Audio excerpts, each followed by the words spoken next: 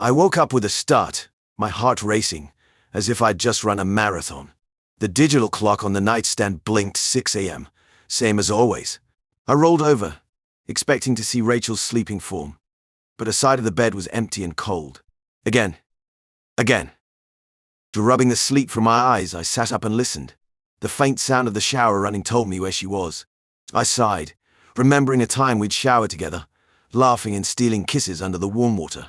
Now it felt like she couldn't wait to get away from me. I trudged downstairs to start the coffee, the routine so ingrained I could do it with my eyes closed. As the rich aroma filled the kitchen, I leaned against the counter, trying to shake off the unease that had become my constant companion. Footsteps on the stairs announced Rachel's arrival. She breezed into the kitchen, perfectly put together in her crisp blouse and pencil skirt. Her long black hair was pulled back in a severe bun, not a strand out of place. "Morning," I said, offering her a mug of coffee. She took it with a distracted thanks, barely meeting my eyes. Her fingers brushed mine as she grabbed the mug, and I felt a jolt at the contact. But there was no warmth in her touch, no lingering moment of connection. I watched her as she sipped her coffee, her brown eyes fixed on her phone. The silence stretched between us thick and uncomfortable. I wanted to reach out to bridge the gap that had grown so wide, but I didn't know how. "Big day at work?"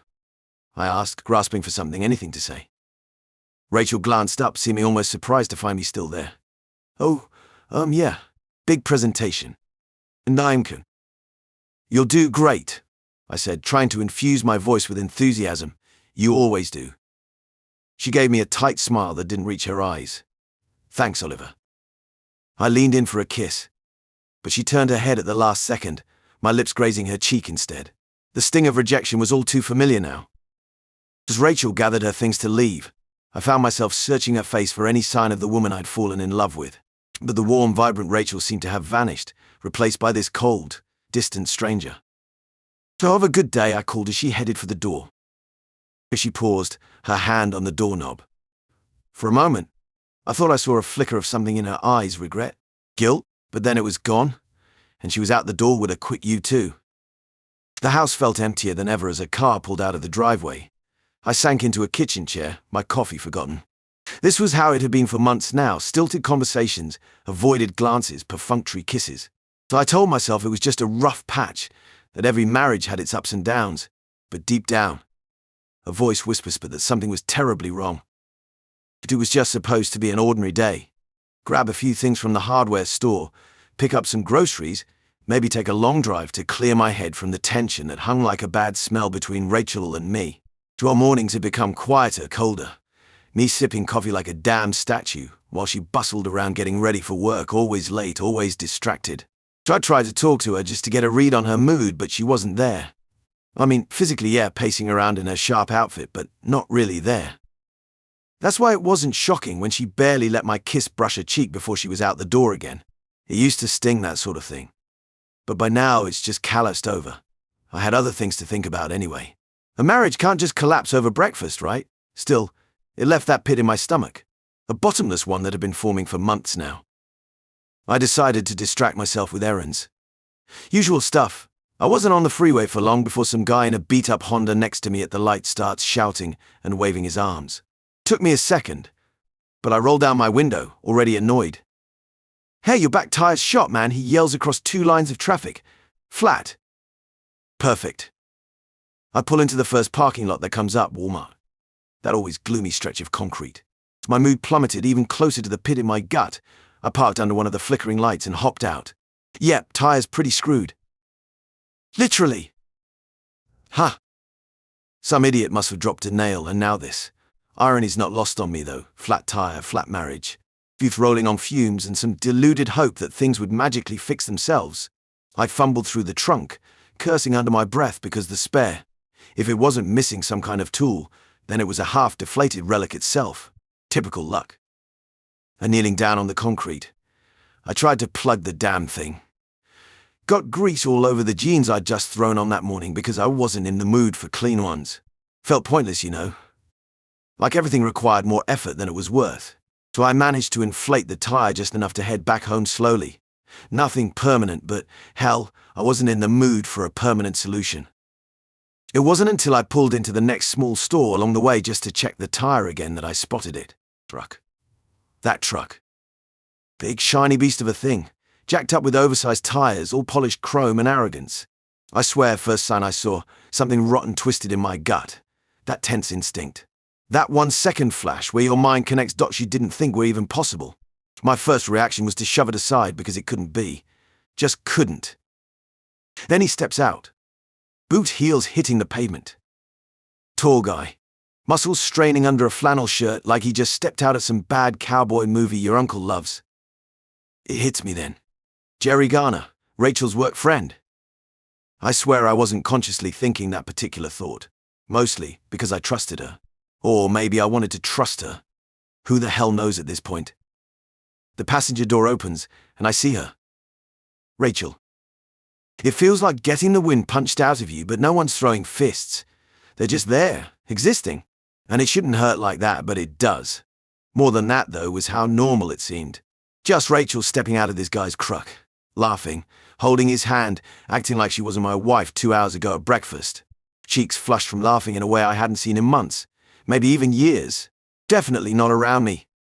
Ha! And they didn't see me. Hard to tell whether that made it better or worse. All I could do was watch as they strolled toward the entrance. Jerry's cowboy boots clomping like he owned the world, and her leaning into him like some damn high school couple. She had no idea, a carefree step, loose in her movements, like someone with nothing, absolutely nothing, weighing her down. My feet felt glued to the ground, but my brain screamed to race over, yell, ask her what the hell was going on. But I couldn't turn that noise into action. Just stood there, swallowing my rage down because losing it wouldn't fix a thing. Not here, not right now. Confrontation wasn't what I wanted, not that moment. They ducked inside, arm in arm, and I followed. Not too closely. If they heard my breath or my footsteps, anything, I would have thrown it all away. I needed to know, needed to see more. They ordered coffee. Coffee.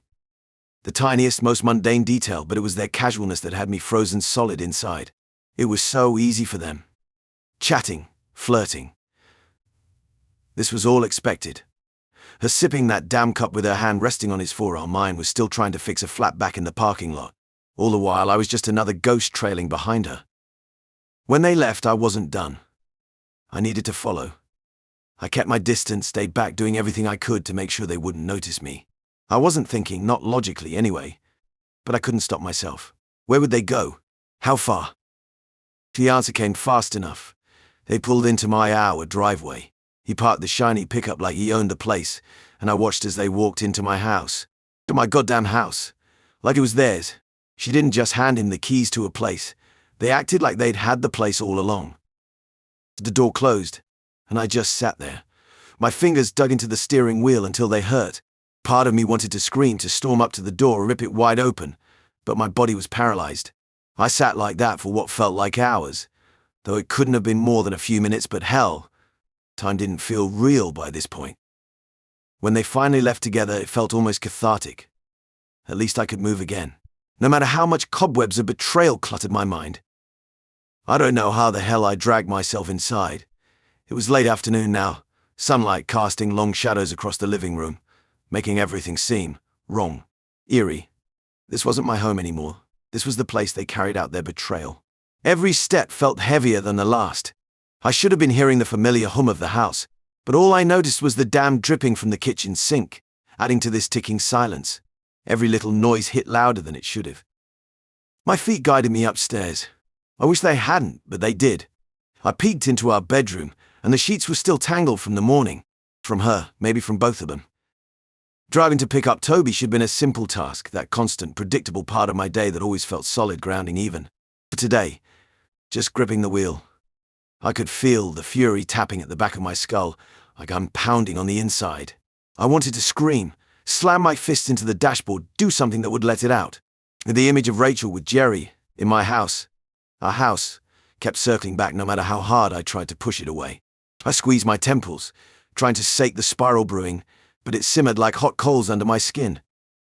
I was trying hard to keep it together before Toby got in the car. She didn't need to see this. It wasn't her fault. None of it was her fault. But God, I wasn't sure I could hold it in with her. She always picked up on everything, like she could look right through me and call me out on whatever I was hiding. And I had to tell her. There was no pretending anymore. When she finally slid into the passenger seat, the air in the car felt even heavier. She didn't even buckle her seatbelt before looking over at me. Didn't say anything at first, just studied my face, reading me like an open book. "Daddy! Dad!" Her voice cut through the silence, soft yet sharp. It was like she knew. I wasn't even halfway down the street before she asked, "What's going on?" That question, simple but direct, like she had rolled all her concern and suspicions into those 3 words, and my heart sank. So I gripped the steering wheel harder, knuckles going white. There was no point in lying, not to her. Not anymore. I told her. Told her about Jerry. Told her how I had seen them together, how they had been in the house together. The whole thing spilled out. I kept my voice steady, barely, but it felt like ripping out my insides. The words filled the space between us, making it harder to breathe with each passing second. Toby didn't react at first. She sat there, staring straight ahead, her expression unreadable. I couldn't look at her for too long. I didn't know if I could handle whatever was going through her head right then. Finally, she turned to me, her voice low but firm. "We need to talk to Mom." There was no wavering in her tone, no hesitation. Just a simple, calm determination that I hadn't expected from her. As much pride as I felt in that moment, the strength she had, it hurt too. She shouldn't have had to be strong for something like this. But there was no choice anymore. It was out there now, like a ticking bomb, and we had to face it. When we got home, Rachel was acting like it was any other evening, which only made me hate her more. Like, what the hell did she think would happen? Was she just going to keep playing the part until Toby went to bed like everything was fine? She hugged Toby, asked about her day, offered to order takeout like it was just another Wednesday night. I couldn't even look at her fully. Couldn't deal with the smiling, the fake normalcy of it all. But Toby wasn't wasting time. She came right out with it. "Were you with Jerry today?" Rachel blinked, thrown off. For a split second, her smile faltered, and her body went rigid. Like a deer caught in headlights, she tried to scramble her way out, faking confusion, stretching the lie. But I wasn't going to let her dig this hole any deeper. "So I saw you," I said quietly, not trusting myself to speak any louder. The words were cold, sharp. Oh, I think that's what got her to stop. The color drained from her face, and for a moment, just a brief moment, there it was, guilt. She scrambled, trying to backtrack, but it was too late. The damage was already done, and we all knew it. Silence stretched out, the thick kind, like it was suffocating everyone. Toby's hand clenched into a fist at her side, and I could feel the room teetering on the edge of something irreversible, a collapse that none of us ever imagined would come. Rachel fumbled through an excuse, her voice wavering. At first, it made me sick to even hear it, but then she cracked, spilled everything. It just happened. She couldn't help it. It was all so fucking cliché. The worst part was, her eyes were wide with that pleading look, like she expected us to understand. And maybe, once upon a time, I'd have been the fool to fall for it. But now I had nothing left. Whatever love we once had burned through, leaving ash and bitterness in its place. It wasn't just an affair. It was her being in love with him. That admission was the final dagger, twisted with precision. And then, marriage. She dared mention marrying him like it was something I just calmly, like we were all civil adults, sorting out some domestic misunderstanding. I caught that hint of light in her voice when she spoke Jerry's name, like she had finally shed some skin and was freeing herself, and it made my blood turn cold. Toby didn't even wait. She stormed out of the room, slamming the door behind her with a force way beyond what I thought she'd ever have.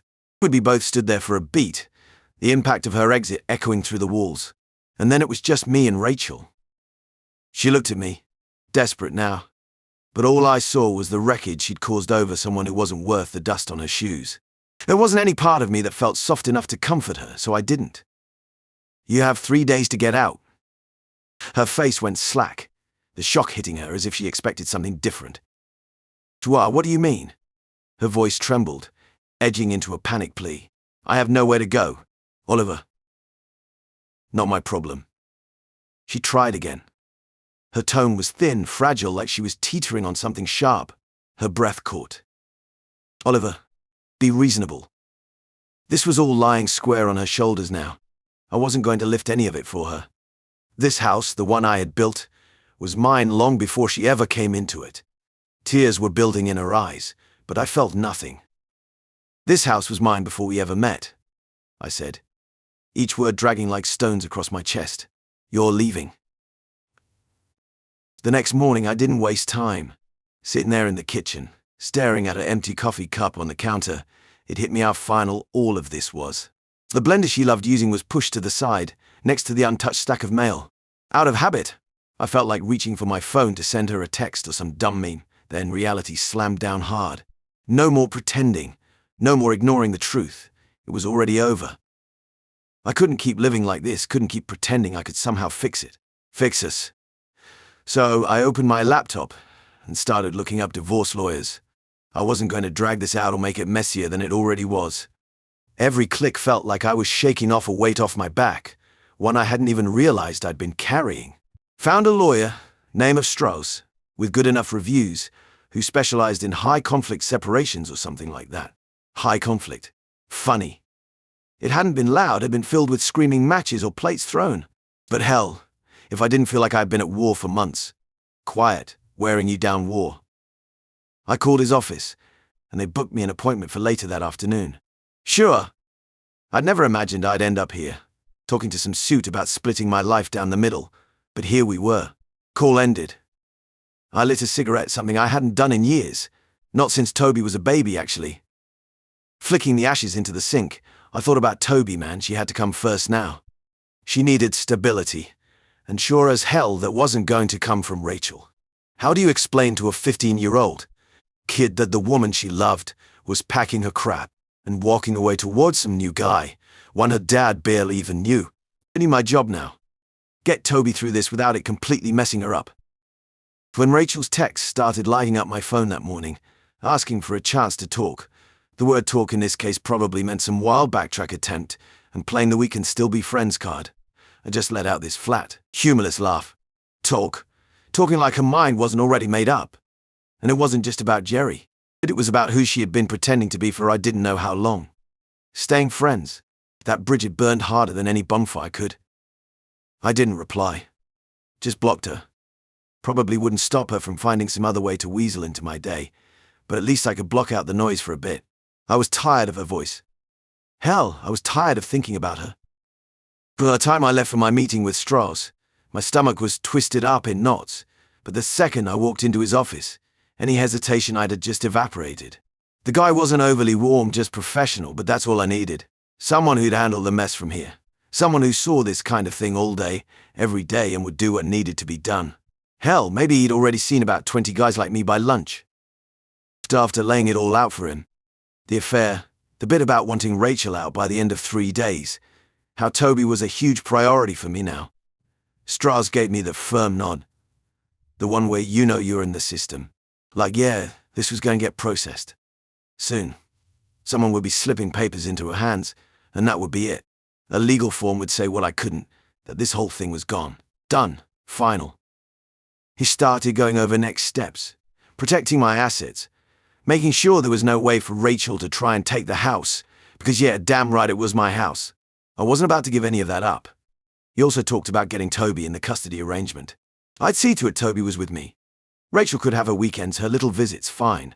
But day to day, that kid was staying where she belonged. I shook Strauss's hand and drove home, the whole thing swirling inside my head but feeling lighter all the same.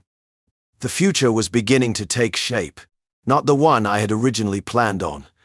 The one where we saw Toby off to college together while holding hands at the airport, but another future, at least a clearer one now. Mid-afternoon, Bob called. Rachel's dad. We hadn't spoken much since Toby's soccer finals last year, so that was unexpected. I didn't answer on the first ring, contemplating if I even wanted to go there. But I picked up anyway. Figured how much worse could it get? Oliver, Bob's voice was tired, confused.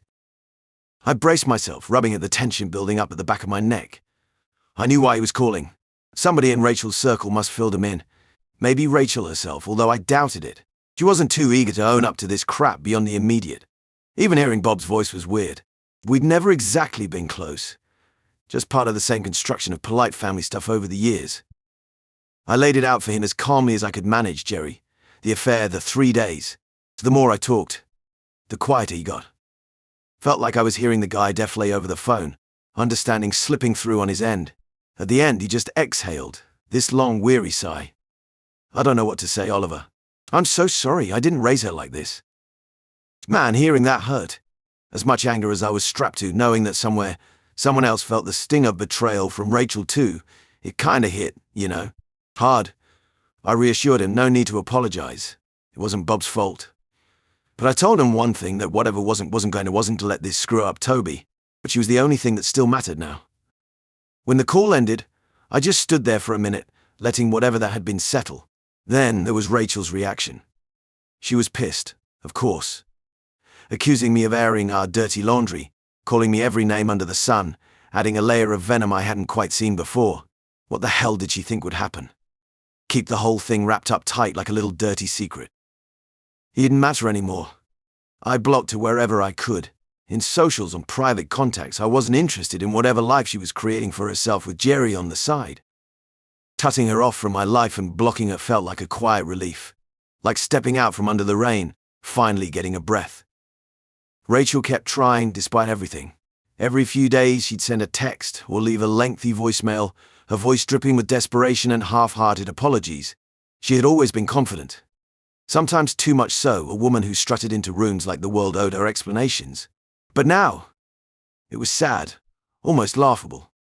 She couldn't seem to accept that I had moved on, that her choices had real consequences.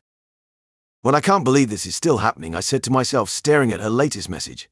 As some rambling about how we owed it to Toby to at least talk, as if a conversation would somehow wipe the slate clean, as if our life together had just hit a minor bump in the road and wasn't lying in smouldering ruins. Daniel. That's what Rachel had chosen.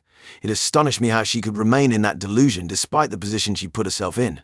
What baffled me more was that she'd expected me to just forgive her eventually, like the last few months were some sort of glitch in the marriage and not a full-on collapse. I deleted the text without replying, same as all the others. Blocking her hadn't worked because she'd just used different numbers, or even show up outside the house once or twice. Toby had started sleeping over at a friend's more often, when Rachel pulled those stunts, talking louder than necessary on the front steps. Just a mess of tears and proclamations, as if that time with Jerry hadn't torn the whole thing apart. I didn't engage, just stood in the doorway like a concrete wall, and watched her leave each time when it became clear I wasn't giving in. It was cold, but I didn't care anymore. Strauss, my lawyer, kept advising patience. The divorce was taking longer than I'd hoped. Rachel wasn't exactly making it easy, flipping between playing the victim one day and making ridiculous demands the next.